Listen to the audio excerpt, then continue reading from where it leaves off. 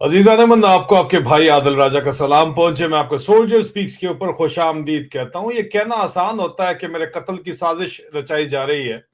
और बहरहाल हम तो जिंदगी ऐसी गुजरी है कि मौत को इतने करीब से इतनी बार देखा है कि अब बड़ा पक्का यकीन है कि जो है, एक तो मारने वाले से बचाने वाले की जात बहुत बड़ी है। और जब तक आपका दाना पानी यहाँ पे लिखा हुआ है ना, किसी का प्यो भी आपका कुछ नहीं पाट सकता। ये मैं बात आपको कंफर्म बता दूं। लेकिन कोशिशें इतनी शदीद की जा रही हैं, इतनी शदीद तकलीफ हो रही है आईना देखने से कि जनाब सुपारियां दी जा रही हैं मेरी। और ये स्टोरी अब यहाँ पे एबीपी न्यूज ने की है। और इसको कंफर्मेशन सिर्फ एबीपी न्यूज ने ऐसे नहीं कर दी है, स्टोरी जारी बात है। ये आपको इस वक्त स्क्रीन के ऊपर नजर आ रहा है।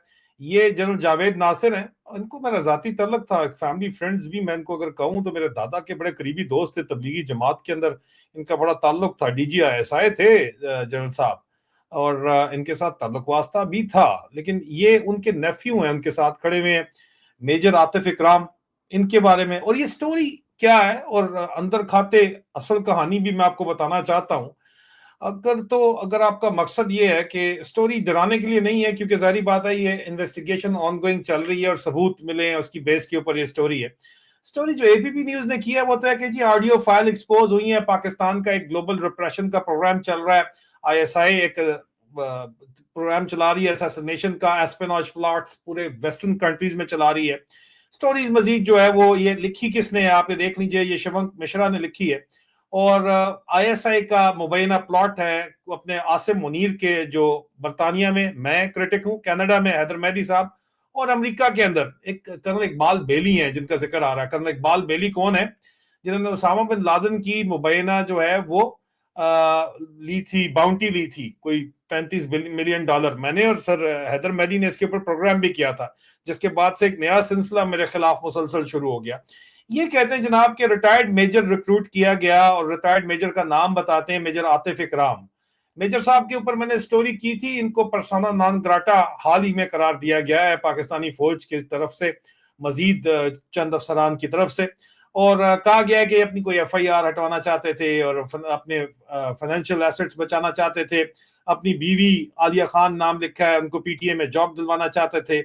ऑडियो एविडेंस इनके पास मौजूद है, उन्होंने उनको सुना है। और ये आईएसआई के अफसर डॉक्टर शर्जील, जिनका नाम बता रहे हैं, असल नाम मेरे पास है शर्जील मेरी जान, डॉक्टर शर्जील तो तू कहीं से भी नहीं है। कुरैशी साहब आपका असल नाम भी हमें पता है, ठीक है ना, मुझे तो पता है आपका असल नाम। ये कवर नाम आईएसआई वाले सारे के जो तुम लोग साले देते हो ना, मैं अम्मा ही कहूं। तुमने उंगल खुद ली है ना, अभी बां का इंतजार कर लो भाई, ठीक है। अभी मैं सारे तुम्हारे कच्चे छट्टे ए टू जी खोलूंगा, और बेनजीर भुट्टो की कत्ल से मैं शुरू करूंगा कहानी तुम्हारी खोलना, और तुम्हारे एसेट्स में सारे खोलूंगा अभी। और खैबर पख्तूनख्वा वाले बराए मेहरबानी कुछ नोट्स लेना शुरू कर दो। जरूरी तो नहीं है तुमने कि जर्नलों के ऊपर एफआईआर तो नहीं करनी, डीजीआईएसआई पे तो नहीं करनी, इनके एसेट्स के ऊपर तो कर सकते हो ना एफआईआर। काटो, फंसेंगे सारे साले के सारे, फंसे छुपे हुए आके तुम्हारे पास, वहां पे तुम्हारे सूबे के अंदर आके छुपे हुए। करो इनके ऊपर। एक कराची से भाग के आए हुए जो वहां पे जमरोद में कोई बैठा हुआ है, और कोई जो है वो बाजोड़ के अंदर बैठा हुआ है, कोई पेशावर के अंदर बैठा हुआ है, कारखानों मार्केट के अंदर बैठा हुआ है, कोई याताबाद के अंदर बैठा हुआ है। इनके सारे एसेट्स, और पंजाब में लाहौर में कोई बैठे हुए। अगर सिंध पुलिस आके लाहौर से बंदे उठा के लेके जा सकती है, अगर सनम जावेद को पेशावर से उठा के ये लोग लेके जा सकते हैं, लाहौर करके दिखाया ना, तो तुम लोग किस चीज की इंतजार कर रहे हो? एनीवे, वापस आते लोग कहते हैं फिर आप इधर उधर निकल जाते हैं। फिक्र ना करें, मैं अगली स्टोरी की बुनियाद रख रहा होता हूँ। आपने ये काम कर लिया, ये एक्सपोज हो गया। वो कहते हैं जी आईएसआई ने एडमिट किया है कि डायरेक्ट कंट्रोल वो लोग कर रहे हैं, ये आईएसआई जो है वो एडमिट करती है ये चीज। This is what they are saying, ठीक है। और इनके पास सबूत हैं। ये स्टोरी इस लेवल पे एबीपी लाइव, एबीपी न्यूज वगैरह, ओ जनाब ये राय राय, ये रामा कोई नहीं है मेरी जान। इसके ऊपर उन्होंने बरतानिया की पुलिस से, अमेरिका की पुलिस से, यहाँ के इदारों से चेक किया है, मुझसे बात की। मैं कहा जी ऑनगोइंग इन्वेस्टिगेशन है, मैं प्रूफ साबित करता हूँ ऑनगोइंग इन्वेस्टिगेशन है। वो कहते हैं जनाब के इसके ऊपर अलावा जो आबिद बेली साहब की बात वो कर रहे हैं, जो उसामा बिन लादेन से जाके इन्वॉल्व है। और टारगेट जो है उन्होंने बताया कि जनाब मैं था और आदिल राजा था, क्योंकि वो एक्सपोज कर रहा है। ये स्टोरी शिवंक मिश्रा ने की है, आपको जो मैंने अभी आपको जिस तरह बताया, ठीक है। शिवंक मिश्रा जो है वो इसका राइटर है, और शिवंक मिश्रा ने इसके ऊपर जो ट्वीट करके जो मजीद तफसीलात फिर जो थ्रेड के अंदर दी है, वो क्या है, वो बड़ी इंटरेस्टिंग है। ठीक है, वो उस उन तफसीलात के ऊपर भी मेरे ख्याल में जो है वो बात होनी चाहिए, और आपको बताऊंगा मैं उनके साथ साथ असल कहानी क्या है, अंदर खाते क्या है, जो पब्लिकली बताई जा सकती है, क्योंकि जाहिर बात है इट्स एन ऑनगोइंग इन्वेस्टिगेशन।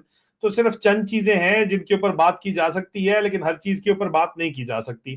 जो चंद चीजें हैं जिनके ऊपर बात की जा सकती है वो क्या है, वो मैं आपको बताना चाहूंगा और तफसील आपके सामने रखना चाहूंगा। ये बेसिकली मेजर साहब जो हैं, जो आपको यहाँ पे तस्वीर के अंदर नजर आ रहे हैं, इनकी जारी बात है ये पुरानी तस्वीर है। और ये उसके बाद कहते हैं कि जनाब रावलपिंडी के ये वो भी रह चुके हैं director administration, Rawalpindi development authority भी इनके मामू ने इनको लगवाया होगा, जाहिर बात है। मामू कौन है इनके, वो लेफ्टिनेंट जनरल जावेद नासिर साहब जो हैं, वो इनके मामू हैं। अब हम जब जाते हैं शिवंत मिश्रा की प्रोफाइल के ऊपर, तो उन्होंने इसके ऊपर जो स्टोरी की है तफसील के अंदर, वो जो बताते हैं वो आप देख लीजिए जरा, और मैं आपको साथ साथ फिर ये सारे राज खोलता जाऊंगा। बहुत सी बातें ऐसी हैं जो इस वक्त नहीं है, लेकिन ये उन लोगों ने जो छापी हैं तो जाहिर बात है कुछ सोच समझ के छापी हैं, आप ये देख लीजिए। ये वो एक्सक्लूसिव बता रहे हैं, आईएसआई किलिंग फाइल्स के नाम से वो स्टोरी उन्होंने की है। ठीक है, उन्होंने बताया कि लंदन में, कनाडा में और यूनाइटेड स्टेट्स में ये प्लॉट है, रिटायर्ड पाकिस्तान आर्मी मेजर के जरिए किया गया है और आईएसआई के साथ मिलकर प्लॉट किया गया है। इतनी मैं बात आपको सिर्फ बताता हूं यहाँ पे चलते हुए कि जनाब मेजर साहब उनके काबू किस तरह आए। मेजर साहब उनके काबू इस तरह आए कि मेजर साहब दरअसल पाकिस्तान जो है वो गुज़िश्ता साल गए हैं, कोई शराब की बोतलें लेके गए और प्रोटोकॉल उन्होंने मंगवाए हुए थे, लोग मंगवाए हुए थे। लेकिन मेरे जराये के मुताबिक आईएसआई में जो मेरे सोर्सेज हैं वो कहते हैं कि जनाब कस्टम इंटेलिजेंस का वहां पे छापा लगा हुआ था, और कस्टम इंटेलिजेंस ने इनके छापे में इनके जब शराब की बोतलें पकड़ ली, तो फिर उन्होंने कहा मैं फौजी हूं और मैं अमेरिकन नेशनल भी हूं। तो फिर आईएसआई इन्वॉल्व हुई, और आईएसआई हमेशा अपने आप को एमआई बोलती है, लेकिन थी वो आईएसआई। वो इन्वॉल्व हुई और वो आए और ये इनको साथ लेके चले गए।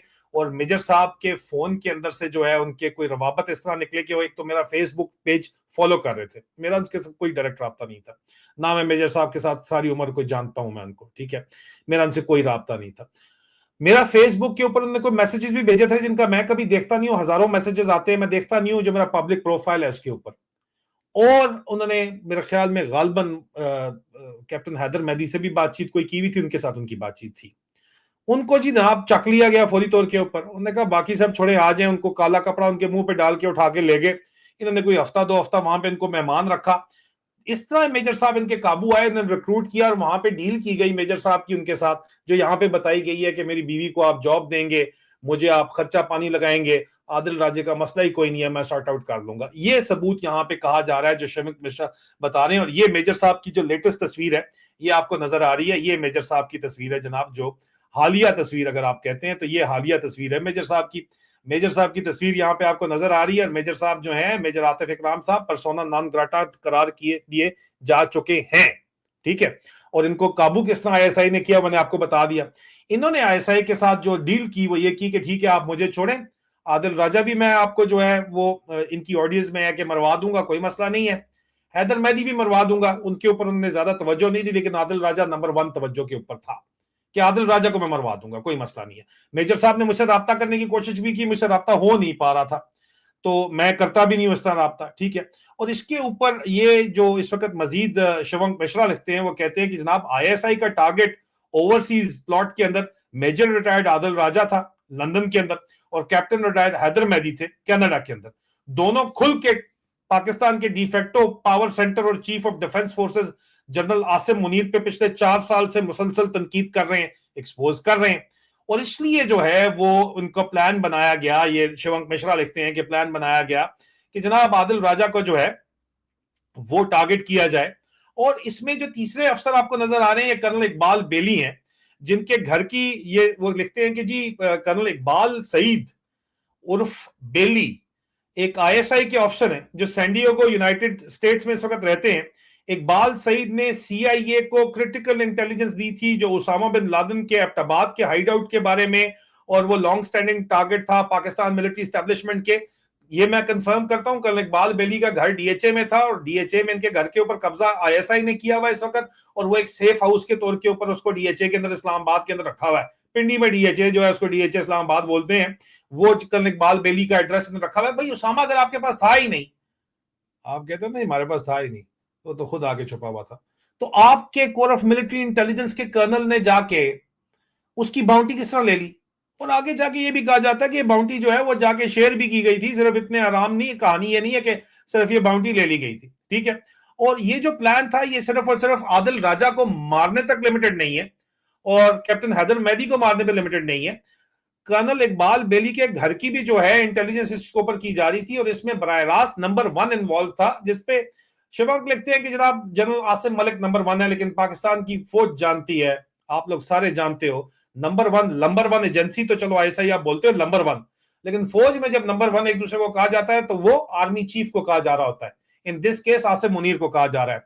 और ये आईएसआई का ऑफिसर जिसकी असल आइडेंटिटी मैं जानता हूं, कुरैशी साहब तुसी डॉक्टर शर्जील जेड़े बने हो इधर फिरदे हो, तो ये आईएसआई का अफसर कह रहा है कि जनाब ये नंबर 1 को सब कुछ पता है और ये मिलिट्री इंटेलिजेंस के बस का रोग नहीं है, आईएसआई सब कुछ देख रही है।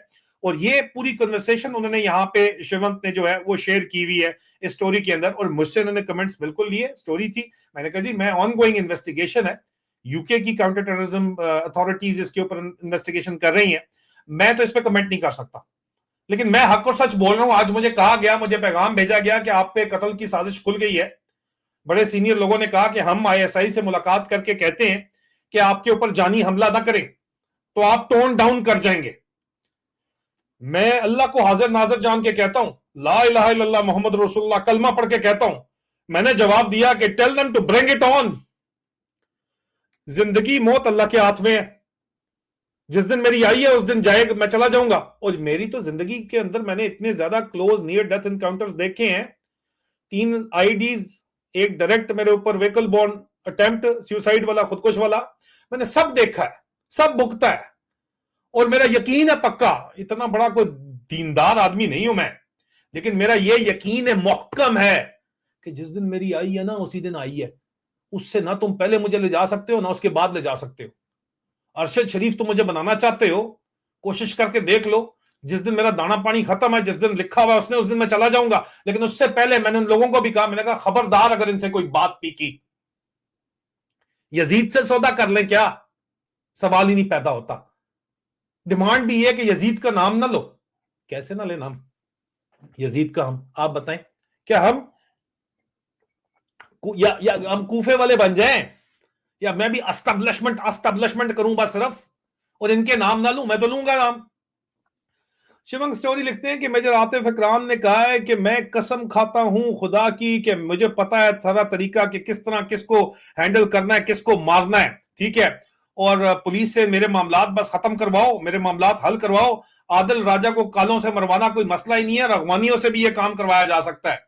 यार तुमसे बहुत बड़े गैरतमंद लोग हैं, तुम लोगों जैसे तो कोई बेगैरत नेक्स्ट लेवल का ही कोई आईएसआई वाला होगा, जो पाकिस्तान भर का top criminal empire, Karachi Pakistan को कंट्रोल करता है। आपने कराची से और पूरे पाकिस्तान में जो टॉप क्रिमिनल है, क्योंकि पैसा वहां से चल रहा है, आपके एसेट्स हैं, आपके एसेट्स आपने अपने असासे बनाए हुए टॉप क्रिमिनल। और ये मेजर लेके शराब आया था और वापसी पे आपने इसको कातिल बना के भेज दिया, और 6 महीने इसकी बीवी को भी बुला के पाकिस्तान के अंदर रखा, और उसके बाद उसको आपको भिजवाया। कर्नल इकबाल बेली तस्वीर में आपको नजर आ रहे हैं, उसके ऊपर वो लिखते हैं कि जनाब पाकिस्तान की फौज का एक आईएसआई का इनसाइडर था टॉप, और जनरल इशफाक परवेज कियानी के बाकी काफी क्लोज दोस्त भी हैं। वो $35 मिलियन मिले, कितने मिले, उसामा बिन लादेन की कितनी बाउंटी थी, 25 थी, अब कितना किसको क्या गया ये तो हमें नहीं पता। लेकिन बहरहाल वो कहते हैं कि जनाब ये बाकायदा तौर के ऊपर ऑडियो जो व्हाट्सएप के ऊपर मेजर आतिफ इकराम ने आईएसआई के हैंडलर डॉक्टर शर्जील को भेजी है, जो एबीपी न्यूज को मिली है, वो बताती है कि आईएसआई कर्नल इकबाल को एक एक्टिव इंटेलिजेंस टारगेट अमेरिका की सरजमीन के ऊपर देखती है, और मेजर आतिफ इकराम को टास्क किया गया है कि वो उनकी जनाब पूरी की पूरी सर्वेलेंस करे। और वो घर की सर्वेलेंस करके बता रहा है कि जनाब हाँ मैं सर्वेलेंस कर रहा हूं। मजीद आगे चल के ये मेजर आतिफ इकराम साहब हैं जो कि कर्नल इकबाल बेली के साथ बैठे हुए हैं उनके घर के अंदर, आपको नजर आ रहे हैं यहां पे इस वक्त। कहानी आप चेक करें, आप इनका आप मुझे बताएं, इनमें से किसी का एतबार क्या बंदा कोई करे यार, अंदाजा करें। ये उनके घर के अंदर मेहमान के तौर के ऊपर गए हुए हैं, और आईएसआई के बिहाफ के ऊपर उनकी बाकायदा तौर के ऊपर कर भी ने इन्वेस्टिगेशन ही कर रहे हैं, और क्या कह सकते हैं। ये तस्वीर है मेरे ख्याल में मेजर साहब की, मेजर आतिफ इकराम साहब की अपनी एहलिया के साथ है, जो कि उनकी दूसरी बीवी है।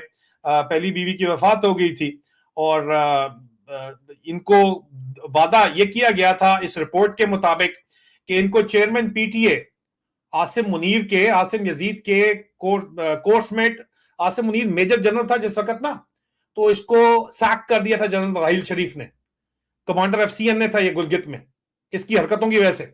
जब इसके भाई ने कासिम शाह ने एक बंदा, कासिम मुनीर ने एक गरीब का बेटा कार के नीचे दे दिया था, ये उस वक्त जो अहमद नूरानी साहब ने स्टोरी की, लेकिन इसको सैक किया गया था और ये पिंडी आया तो इसके पास दफ्तर नहीं था, ये मेजर जनरल था और जनरल राहिल शरीफ ने जाना था और ये जनरल बाजवा के साथ गीटियां उसके ससुर के साथ सेट कर रहा था, अपने मामू शामू को एंट्री करवा के, बाबर शाह साहब को, और उसके अलावा बराह रास्त भी उसके बेटे के जरिए, क्योंकि बेटे को ये रहा था बॉस, अच्छी रिपोर्ट दी हुई थी कर्नल हैदर को इसने, बाजवे के साले को, तो उस वक्त ये सैक था तो इसके पास कोई दफ्तर नहीं था, तो general Hafeezur Rahman chairman PTA ने अपने दफ्तर में ये सिग्नल ऑफिसर इन चीफ था, अपने दफ्तर में एक अलग टेबल लगवा दिया, मेजर जनरल था हालांकि, कि यार तुम इधर बैठा करो, तू जर्नैल है यार, तू मेरा फोन शोन यूज किया कर, और ये ओएसडी टाइप इसका माहौल था उस वक्त। बाजवा आया, इसकी गुड्डी फिर चढ़ गई बाजवा के ससुर के जरिए, जनरल एजाज अमजद के जरिए। तो ये बेसिकली चेयरमैन पीटीए के स्टाफ ऑफिसर के तौर के ऊपर आईएसआई ने इनसे वादा किया था कि इनकी एहलिया को लगाएंगे, और ये कहीं 6 महीने रह के भी गई, यहाँ पे मैसेज वगैरह के अंदर धक्के भी खा के गई कि जनाब आपको लगा देंगे हम, जनरल हफीजुर रहमान के साथ लगाएंगे स्टाफ ऑफिसर, बस आप ये काम करवाएं। और साथ ये भी वो रिपोर्ट कर रहे हैं कि भाई बड़ा ठीक ठाक रोला है, डॉक्टर शर्जील ने बार बार कहा कि आप फिक्र न करें, हम जो है वो आईएसआई पंजाब हेडक्वार्टर से, चिड़ियाघर से, चिड़ियाघर पता ना, चिड़ियाघर जिसमें आजकल जो है वो ब्रिगेडियर रिजवान बैठा हुआ है, ब्रिगेडियर रिजवान शरीफ सेक्टर कमांडर है, उससे पहले सेक्टर कमांडर था ब्रिगेडियर अली यासर, उससे पहले सेक्टर कमांडर था ब्रिगेडियर राशिद नसीर। ये जो सेक्टर कमांडर्स हैं चिड़ियाघर के अंदर, उसने कहता है कि वो कह रहे हैं कि स्टोरी कर रहे हैं कि जी हम चिड़ियाघर बात कर लेंगे, आप फिक्र ना करें। और नाम किसका आता है? लाहौर के कसाई का नाम आता है यहाँ पे, जिसके वो कहते हैं कि जी आगे से, ये मेजर साहब कहते हैं कि यार आपने बात करनी है तो आप जाके बात उससे करो, जो ओसी लाहौर है, एक फोन आप करो तो सारे के सारे मामलात जो है वो हल हो जाएंगे, और किसी किस्म की कोई टेंशन इस सिरे से नहीं है। एक फोन आप करें कर्नल फाइक को, जो अब ब्रिगेडियर फाइक है और एजेके के अंदर इस वक्त सेक्टर कमांडर प्रमोट हो चुका है। शिवक मजीद लिखते हैं कि जनाब एबीपी न्यूज ने मेजर आदिल राजा से बात की, जिन्होंने कंफर्म किया कि जनाब ये इंफॉर्मेशन ठीक है, ऑथेंटिक है। बिल्कुल मैंने किया कंफर्म, बिल्कुल, लेकिन मैंने कोई कमेंट नहीं किया इसके ऊपर, ना मैं मजीद अभी असल कहानी खोलने जा रहा हूं। ये तो सिर्फ जो इन्होंने रिपोर्ट कर दी वो आपको बता रहा हूं, असल कहानी तो मेरे बच्चे वो मैं खोलूंगा ना। बेनजीर के कत्ल से शुरू करूंगा, किससे करवाया, कौन अफसर इन्वॉल्व था, कौन एसेट इन्वॉल्व था, और आज वो एसेट कहां पे है, और लेके आऊंगा मैं उसको आज दिन तक, अरशद शरीफ शहीद तक लेके आऊंगा। और आज दिन तक जिनने आपने नाम भी नहीं सुने ना, आपको लगता है कि हार्ट अटैक हो गया इन लोगों को, तो उनके बारे में भी हम लेके आएंगे कहानी। आपने शुरू किया ना, खत्म हम करेंगे। वो लिखते हैं कि एबीपी न्यूज ने मेजर आदिल राजा से बात की, उन्होंने कहा कि जी मैं यूके अथॉरिटीज के अंडर इन्वेस्टिगेशन है मामला, मैं इसके ऊपर जो है वो कमेंट नहीं करूंगा। जाहिर बात है इन्होंने वेरीफाई की है स्टोरी यूके अथॉरिटीज से, तभी तो छाप रहे हैं। मजीद वो कहते हैं कि जनाब ये उन्होंने कहा कि ये एक ब्रॉडर पैटर्न, मैंने ये इनको कहा कि ह्यूमन राइट अब्यूज का ये एक आसिम मुनीर के जेरे तमाम, आसिम यजीद के मेरे जेरे तमाम, आप में से कुछ लोग नाराज हो जाते हैं, कहते हैं आसिम खंजीर बोला करो। चलो ठीक है, अगर आप बोलना चाहते हैं तो बोलें जी, ना बात तो यही है। लेकिन आसिम मुनीर साहब बड़े शौक से देखते हैं, उनकी फैमिली बड़ी शौक से देखती है, तकलीफ में तो देखती होगी, लेकिन ये हकीकत है, ये अवाम कहती है आगे से। हम तो फिर भी उनको सिर्फ यजीद तक कहते हैं या मुनीरा बिस्तरी फौज में कहते हैं, उनको अवाम क्या कहती है, वो आसिम यजीद नहीं कहती, वो इस पर भी राजी नहीं, वो आपको मैंने बता दिया क्या कहती है। मैंने इनको बताया कि आसिम मुनीर के जेरे तमाम जो है बाकायदा तौर के ऊपर ये प्लान चलाया जा रहा है कि आवाज हक बुलंद करने वाले लोगों को चुप कराया जाए, और जो चंद गिनती की आवाजें रह गई हैं, सिर्फ चंद, कुछ को तो आपने मजीद खामोश करवा दिया। गिनती के आप फिंगर टिप्स के एक हाथ के उंगलियों के ऊपर गिन सकते हैं कि कोई बंदे आवाजें हक बुलंद करें, इनका नाम लेके आए ना दिखा रहे। कितने लोग हैं आप मुझे कमेंट्स में बता दें। उन लोगों को खामोश करवाने के लिए अब इनके पास और कोई चारा नहीं लगा, इन्होंने लॉफेयर की। लॉफेयर क्या होती है? इन्होंने लॉफेयर की, ठीक है, दे लॉन्च्ड अ लॉफेयर, जो रशियंस करते हैं, गवर्नमेंट्स करती हैं फ्री स्पीच रोकने के लिए।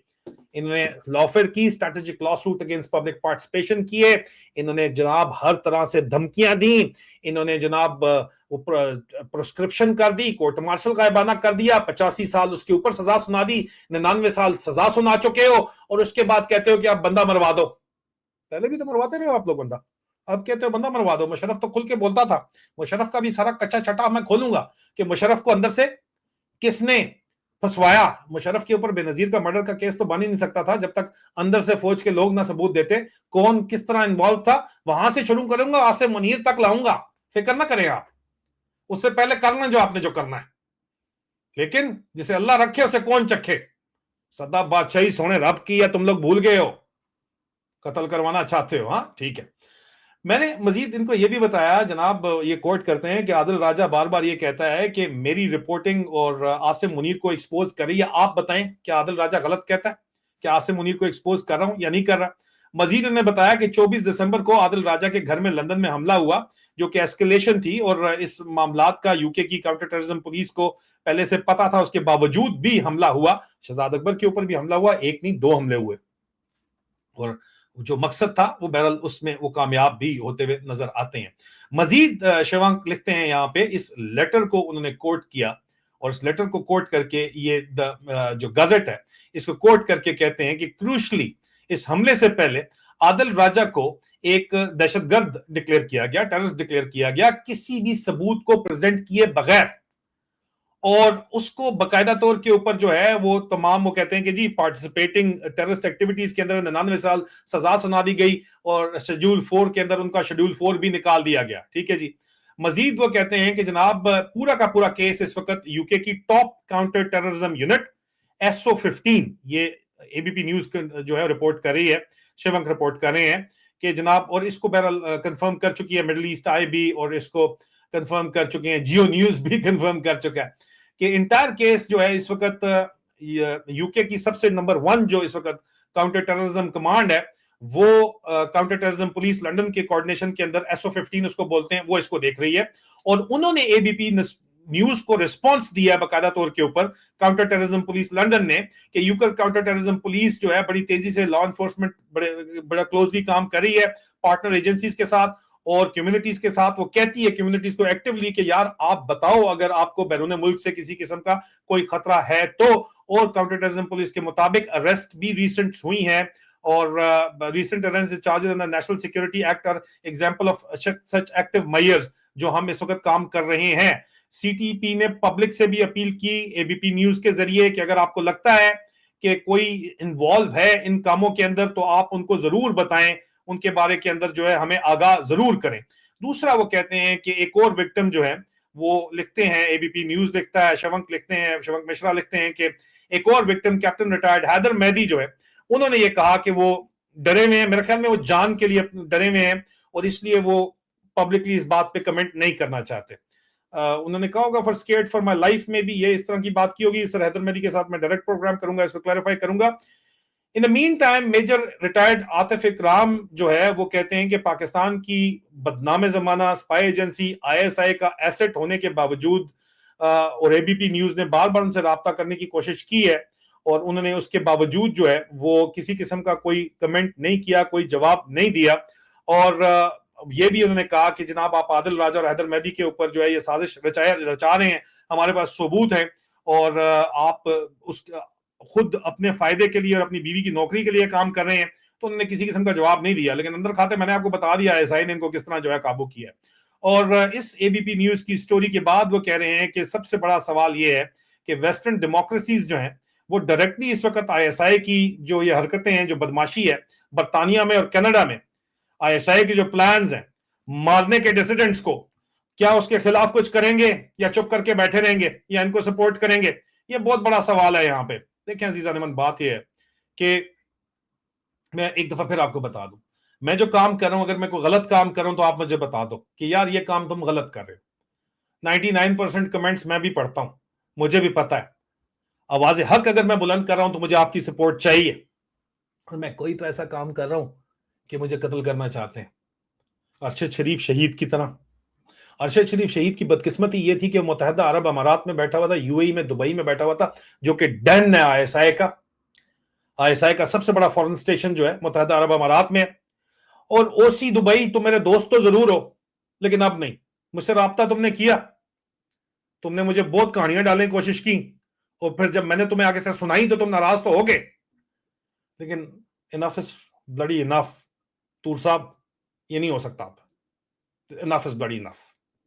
आपने अरशद शरीफ के, मैंने स्टोरी एक्सपोज की थी कि अरसलान सत्ती असिस्टेंट डायरेक्टर था जो लड़कियां प्रोवाइड करता है जर्नलों को दुबई के अंदर। और वो जो लड़कियां प्रोवाइड करता है, इससे पिछला वीलॉग देख ले, उनकी वीडियो भी दुबई की इंटेलिजेंस बनाती है, दुबई की पुलिस बना के इंटेलिजेंस को देती है।